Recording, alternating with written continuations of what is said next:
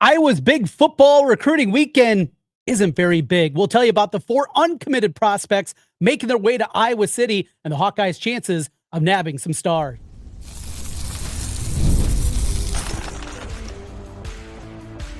You are Locked On Hawkeyes, your daily podcast on the Iowa Hawkeyes. Part of the Locked On Podcast Network, your team every day. Hey, welcome in. I'm Trent Condon, and this is the Locked On Hawkeyes podcast. Thanks for making Locked On Hawkeyes your first listen every day. I've been covering the Hawkeyes for over 20 years on the radio here in the state of Iowa. You can find me currently on the Iowa Sports Radio Network across the state, including stations in Des Moines, Iowa City, Cedar Rapids, Sioux City, and the Quad Cities each weekday from noon to 2, talking the world of sports. Today's episode of Locked On Hawkeyes is brought to you by FanDuel. Right now, new customers can get $200 in bonus bets when your first $5 bet wins. We are going to take a look at some honors, preseason honors coming the way of Iowa football players. And if these hit the way that Phil Steele projects, Iowa football is going to have a very successful year. We'll talk with Tom Kaker. He was in attendance for the open practice yesterday for the media members in Iowa City. We'll get his report of what he saw with Coach McCollum's squad over in Iowa City. That's coming up for you here momentarily. But we open up today's conversation with a look at the big football recruiting weekend happening for the Iowa football program. And in past years, this was the weekend, if you were somebody that followed recruiting, that was as big as any other. This was the time that Iowa would bring in a number of uncommitted prospects. This would be the time that they put their best foot forward, and with it, hoping to capitalize. And we saw at times 5, 8, 10 commits come out of the weekend with this visit. Well, there's not going to be 5, 8, or 10 or anything else this weekend. It's going to be less because only 4 uncommitted players are scheduled to be coming in this weekend for their official visit. And you might be wondering, well, why? What has changed? Well, have you been paying attention to college athletics? You know, a whole lot has changed. And with it, the recruiting calendar is changing for a lot of these prospects. You know, for years and years, you would have a handful of guys that would commit the summer before their senior year, and then it would trickle throughout the course of the football season. Well, that's accelerated over the last 8 to 10 years, and it's become more the norm that a majority of the prospects make their commitment before their senior year even begins. Now we're in a new era, and with the NIL, with the Hawkeyes settlement coming, what's going to be changing, what's going to be happening, we're seeing more and more of these prospects that are making commitments and doing it even earlier. We've seen a lot of these guys also be making their visits in early June, even late May, and with it, make commitments shortly after. It is leaving Iowa and a number of the prospects that they were hopeful to be visiting this weekend on the outside looking in. Now, another funny thing is, remember when Kirk Ferentz was one of the few coaches that said, once you make a commitment, we don't want you taking other visits. Benjamin, that whole kerfuffle, how that went down, that was a big conversation piece at one point, ended up at Arizona State because he was looking around, and Iowa didn't like that. We've seen that plenty of times before. In fact, we talked about it with Cash Herrera. It's kind of become the industry standard. It's something that coaches across the country are doing, and they're doing it because after a guy makes a commitment, taking a visit in the grand scheme of things, a lot of times isn't that big of a deal. It's a chance for a 17, 18-year-old guy to go out there and just experience a different campus and a different campus life and really have a good time. However, now today, with these NIL, with the collectives, the ability for them to go out and show exactly what it is, more and more coaches don't want those guys taking those visits anymore. And because of that, these committed prospects over these last couple of weeks have dried up the pool of guys that I was really looking for. So 4 guys are scheduled. This is according to Hawkeye Report, Blair Sanderson doing it together with Tom Kaker and their report this weekend. So the 4 players that are coming this weekend, we'll tell you a little bit about each of them, starting with probably the one that is the longest shot, and that is C.J. Hester. So C.J. Hester is a 4-star cornerback. Intriguing? Yes. Phil Parker with a 4-star cornerback, that gets you excited. He's from Florida. He also has this amongst his finalists. Top 6, Syracuse, who's actually recruiting well, Auburn, okay, Georgia, yikes, Florida, and Miami.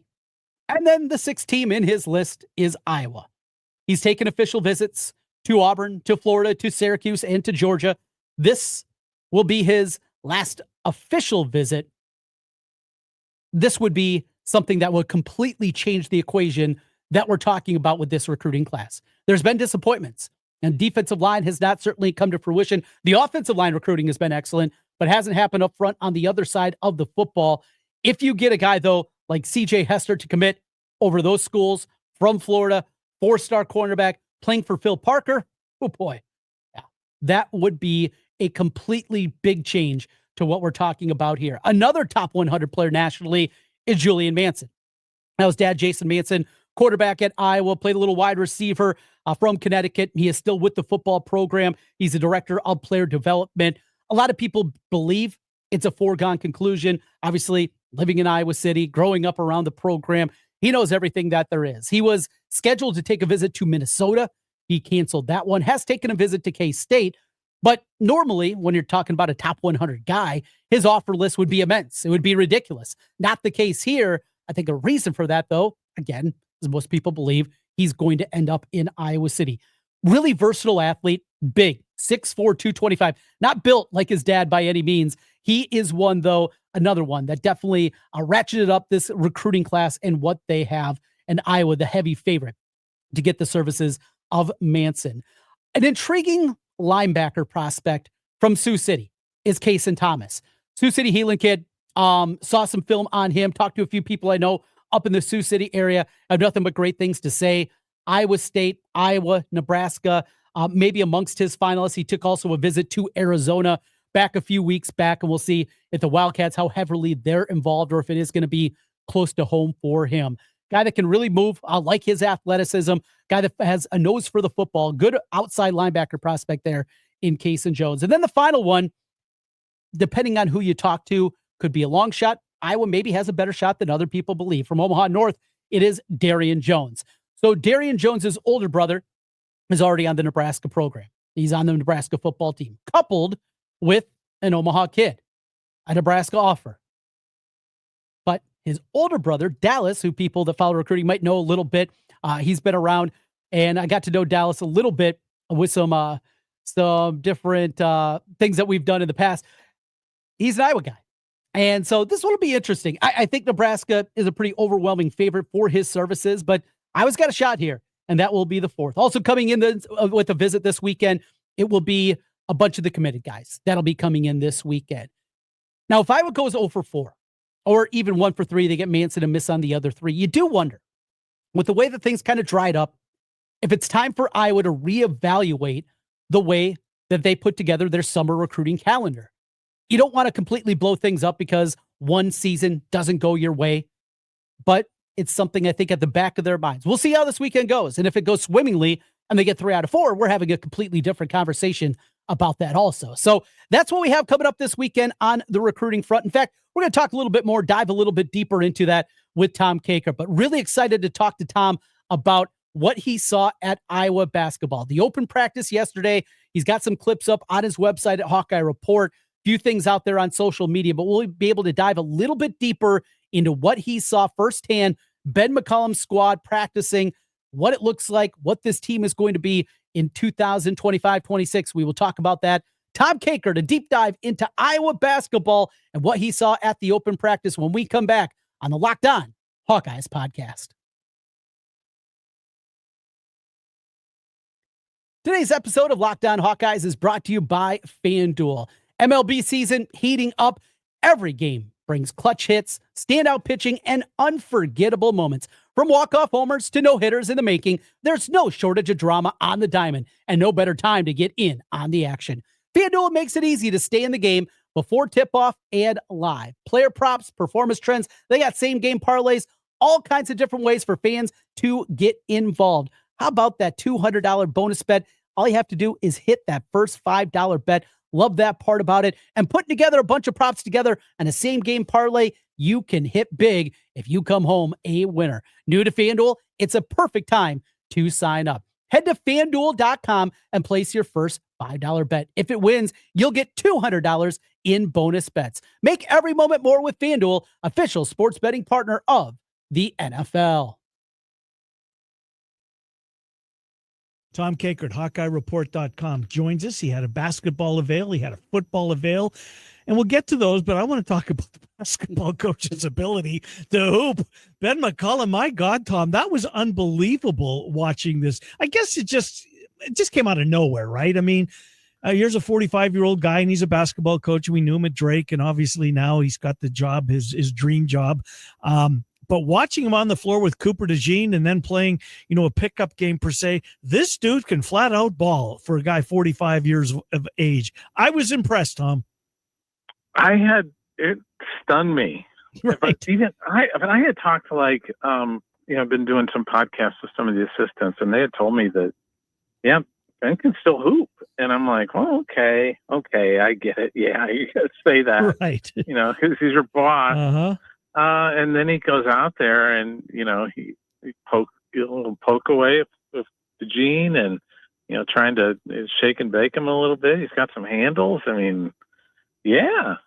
But we got to remember, he's still in his mid-40s. So I guess, LeBron James is still hooping. So yeah. Why can't Ben McCollum?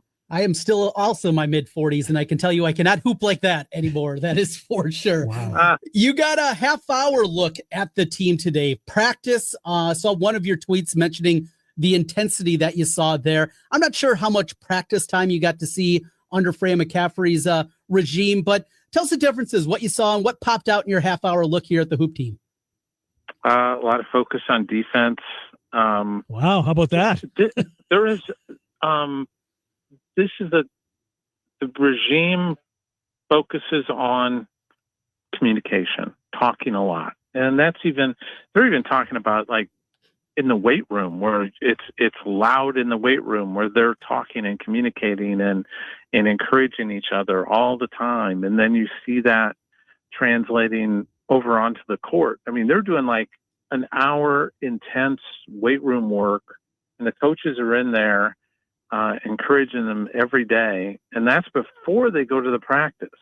So they are fitness and the communication and, kind of developing a bond with each other that's really positive. And it shows on the court. It's really interesting.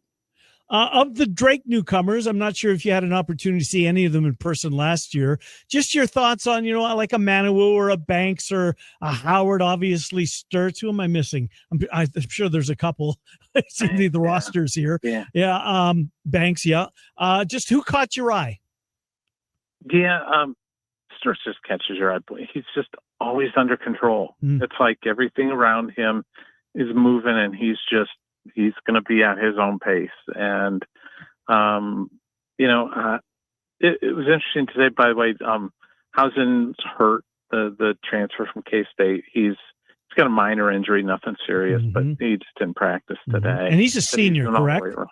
Yeah. Yep. And then Fulgueras, the big kid from Spain, is already back in Spain. So he's doing U20 and he's doing national team stuff, and he'll be back here in August. So he did get he got 2 weeks before everybody else came to Iowa City, and then he got 2 weeks with the team. So he did get some time with the team, but now he's over in Spain for the rest of the summer doing national team stuff. So Combs looked pretty good to me. Okay. The backup point guard. I'll tell you, McCollum's son, Peyton, is not a bad player. He's a little on the smaller side, but I was impressed with him. The young kid Sage has got a good look to him. I don't know how much he's going to help him, but I think he's struggling shooting the ball a little bit today at times, but boy, he's got some nice athleticism to him and some potential there, I think. So as it pertains to the roster, still sniffing around, where would you kind of put the temperature here as we sit in the middle of June? We really didn't hear anything about that today. So I would say I think they're still open for business, but it's getting late. It's you can bring somebody in, but the pickings are slim and it's getting late. So I'm not sure how much they're going to look around at this point. I'll tell you, the big kid from Valley looked pretty good today too. He moves really well for his size, and they're going to just improve his athleticism over time. And I'm going to be really intrigued to see how they can develop him. But boy, he's got a nice little touch, nice game, and obviously impressive size. So it's hard for me because I know the family. I've known Trev since he was younger. And I've called, I don't know how many of his games now, certainly over the last 3 years in those state championship teams. But when you look at, do you think he's at a spot he can give them a realistic 10, 12 minutes a game at the center position this year? I think he's probably going to have to, and I think they want him to. You can tell how interested they are in him by the way they're coaching him and the encouragement that they give him after plays, and you could just tell that they are trying to bring that kid along to be able to contribute this season. So I think he's going to be out there. Now, how he plays is going to depend on everything, and we know that. He's probably a guy that McCollum, I should say, is a guy that's probably only going to play 8 at the most. He's just not a big, let's go deep to the bench, fellas, and let's play 11, if we can. But I think I think Trev's certainly in that mix. Cooper Koch, is he practicing yet? Yeah, he was out there. And how did he look? Yeah, he looks good. He's shooting. He talked to him a little bit. He said he feels great. No problems, no issues with the lungs. So, I thought he looked like he's really fitting it. It's funny because, I joked with him like, for the second straight year, you've got an entirely new team to get to know. And that's pretty much true for him. And, even though he's the quote unquote returning guy, it's everybody around him is new. So they've been bringing in some prospects for the class of 2026, local kids here from Central Iowa also that have been involved. What can you tell us as it looks to the future? Roster, we'll see if another guy pops up for this year, but what has been the early returns for the classes of 26 and 27 with McCollum and company? Yeah, they just had Landon Davis, kid from Hawkeyes, Northwest, in yesterday. Obviously, Colin Rice, the other Hawkeyes Northwest kid, is the guy with the offer.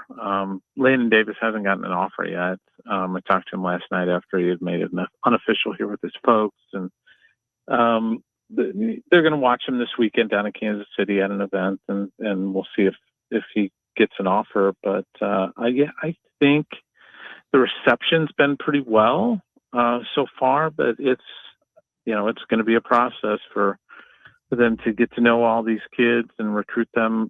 Some of these kids that they recruited at Drake, I talked to, like Ethan Brown that I talked to the other night from Rolla, Missouri. He was getting recruited by him at Drake. Now it's a different thing, and they want to see a few different things from him to be able to get an offer at Iowa. So it's not an automatic where they're doing things that way. So I'm going to be interested to see what happens with Rice, because he is he's really getting a lot of attention. Illinois is all over him right now, trying to get him to visit. He visited Nebraska this week. Michigan State might offer him and try to get him to visit. So he's really blown up in the last month or so. Tom, football early in the week. I think it was what's today? So Wednesday. Yesterday, you had an opportunity. Who did you speak to, and what were a couple of your takeaways? Yeah, we're really not allowed to speak a bunch about that because it was sort of like an off the record visit with the Media Academy. So, but it was interesting. It was fun. It was kind of just how Phil Parker operates on a day-to-day basis is interesting. How Tim Lester operates and runs the offense, and how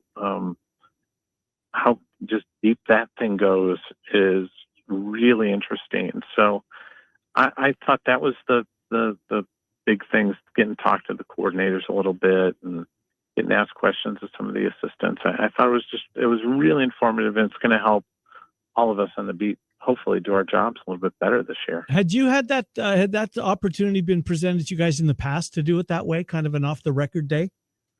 Yeah, we'd done it once in 2019, I think.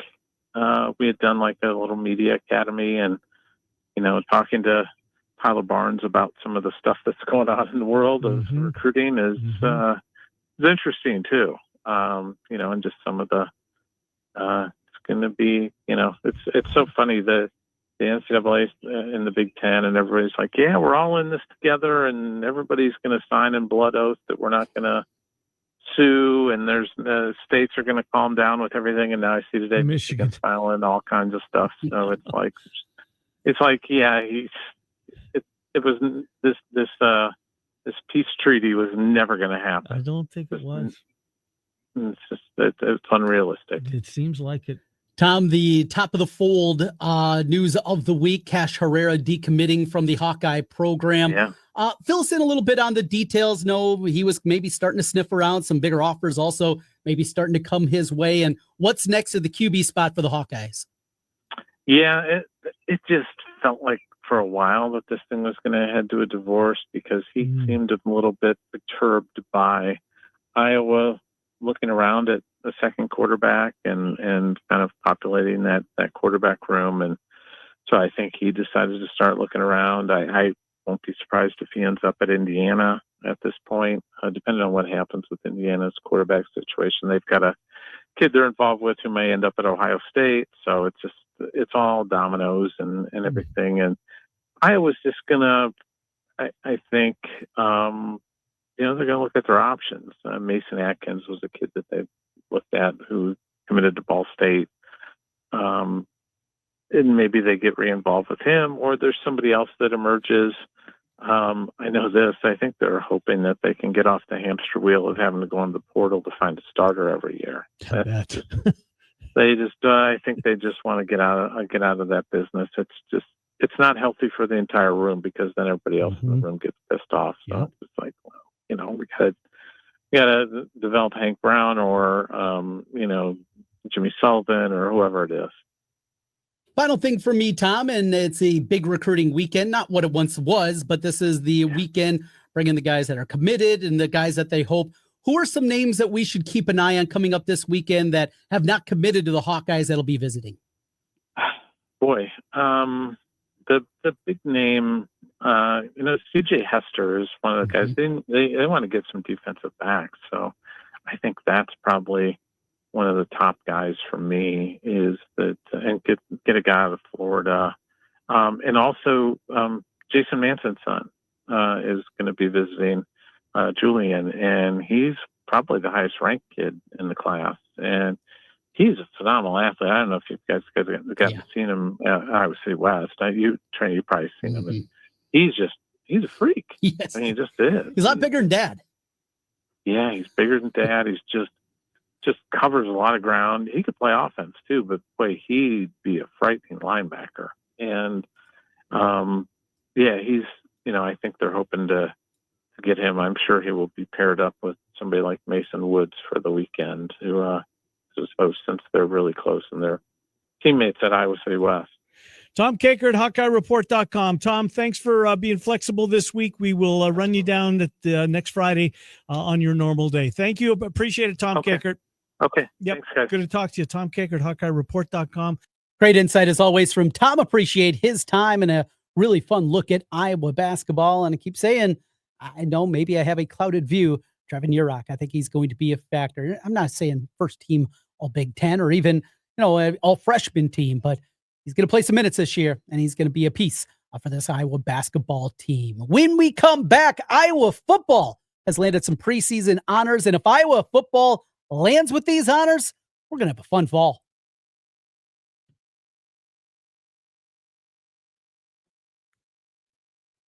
Trent Condon back with you one final time on the Locked On Hawkeyes podcast. Thanks for being with us and making Locked On Hawkeyes your first listen every day. As we wrap things up, a shout out to you everydayers. Love each and every one of you out there. Make sure you hit and subscribe if you're watching us on YouTube. 5-star review on the podcast side, helping us get in front of more Hawkeye fans. So Phil Steele, it is the Bible if you're a college football fan, and a magazine that has been long production. He's been very good at what he does for a long time, and I know it's a different era. Transfer portals made it more difficult. Normally, we'd have our hands on the magazine by this time, and that's not always the case. But many of his honors are being released, including 8 Hawkeyes that were honored by Phil Steele in his magazine. That will be coming up here pretty soon, and I am excited to get my hands on it. So this is the direction I go. He's got 4 players, second team All-American, not second team All Big Ten, second team All-American. And if Iowa has 4 second team All-Americans, I was going to win double-digit games. I was going to be in the college football playoff because those kind of accolades go hand in hand with a very successful season. If Iowa goes 7-5 this year, they're not going to have 4 second team All-Americans. That's not the way it works. You have to have a special season. Jennings Dunker, get the big man back healthy, right tackle, maybe the best right tackle in college football. Iowa's got him. Defensive tackle Aaron Graves. And, looking at Aaron Graves' numbers from a year ago, I think maybe I just forgot how productive he was. I think we've been wanting more out of Aaron Graves, and it's probably unfair as he's built himself up from a player football to what he is, even with the huge accolades that he had coming out of high school. But last year, 8 tackles for loss, 6 sacks, 3 forced fumbles, 3 pass breakups, 2 quarterback pressures, 3 forced fumbles, led the Big Ten. Yes, continue that and take another step. Caden Weegan, we know his speed on the outside, second team All-American as a returner. That happens, look out. Also, Logan Jones, third team All-American, and Reese Dakin, the punter, fourth team All-American. Oh, you're talking about 5 All-Americans? Whew. Things are cooking. Couple guys that were honored also in the Big Ten preseason awards from Phil Steele. Bo Stevens, second team at the guard position. Drew Stevens, the kicker, and a third team selection for Ethan Hurkett. The pieces are there. I'm not sure if the depth is there, and I know we still have question marks about this team defensively. Through these summer months, we'll continue to tackle these subjects. We will continue talking about everything that is going on with this team. I still have that feeling, though, this team is going to surprise. That 7.5 number win total at FanDuel, I like the over. Maybe I'm drinking the Kool-Aid, and I've been fallen victim to that plenty of times before. I didn't think this was going to be the summer conversations we were going to have a half year ago, yet here we are. Have a great weekend, and thanks for making Locked On Hawkeyes your first listen every day. Enjoy the longest day of the year, and we will be back with you on Monday. It is the Locked On Hawkeyes podcast. Your team every day. That's what we do here. Your team each and every day. We got you covered on all fronts. The portal, talking all things recruiting, and of course the transfer portal. Locked On Big Ten with Craig doing great work over there. Your favorite Major League Baseball team, NFL team, NBA, NHL, you name it. We have it all here at Locked On. Thanks for being with us and making Locked On Hawkeyes your first listen every day. We'll talk to you again on Monday. Until then, go Hawks.